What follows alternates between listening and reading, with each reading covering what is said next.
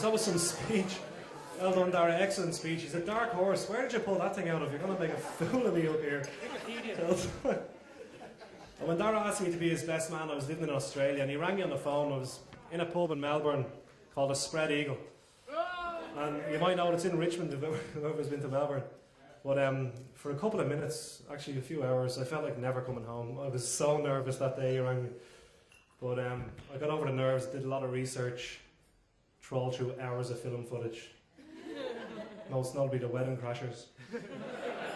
Watch The Wedding Singer. And Meet the Fockers. That's for you, Dermot.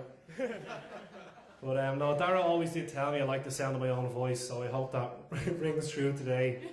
It's going to be a bit unorthodox, I suppose. Dara's mates just looked that up in the dictionary.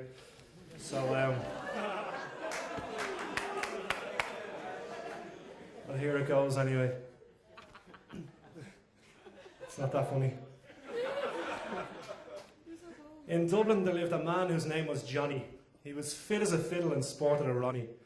In St James's Gate he did work, tasting Guinness for all it was worth, hanging out in Villa Park with Podge, Barry and Polly. One summer's day, as dry as the Sahara, he met a young lady called Ida McNamara. In love they did fall, Johnny gave up playing ball. Then one June day along came baby Dara.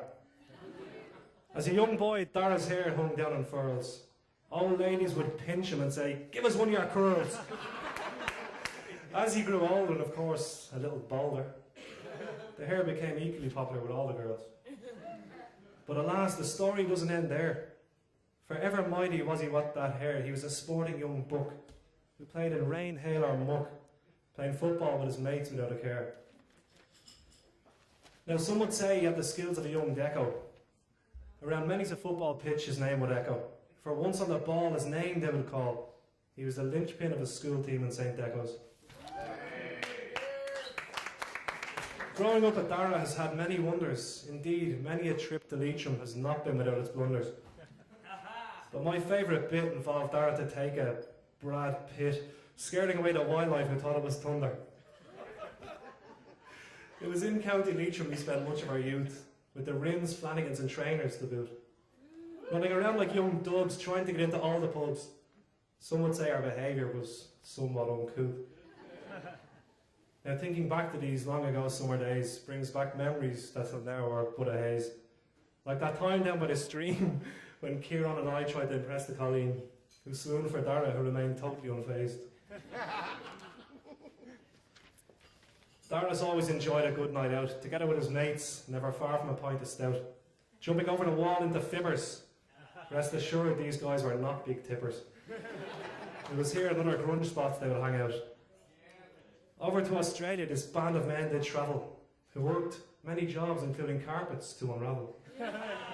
Some think that it was here that he first set eyes upon his dear, but it was elsewhere that this deal was first haggled.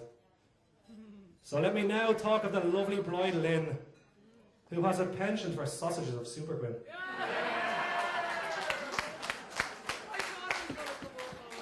She hails from Fairhouse and is really quiet as a mouse, and loves curly blondes, but enough about Fionn.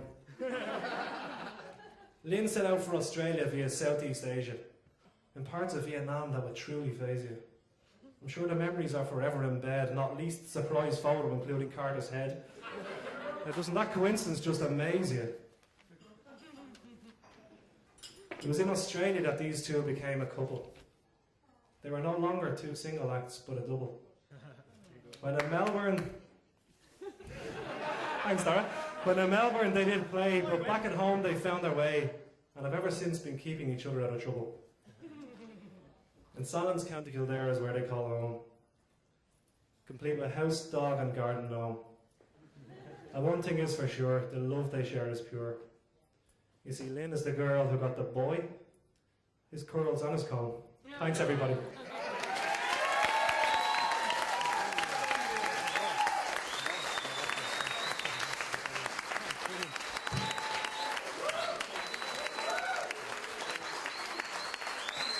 So let us all raise our glasses now and toast a happy couple on their wedding day.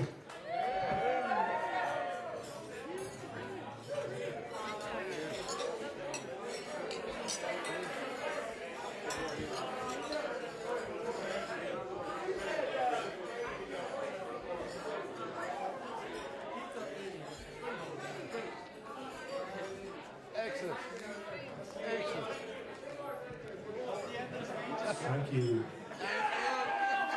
Kevin, this is for you. Thank you. Thank you, Brian. Thank you, Paul. I don't know anyone else's name.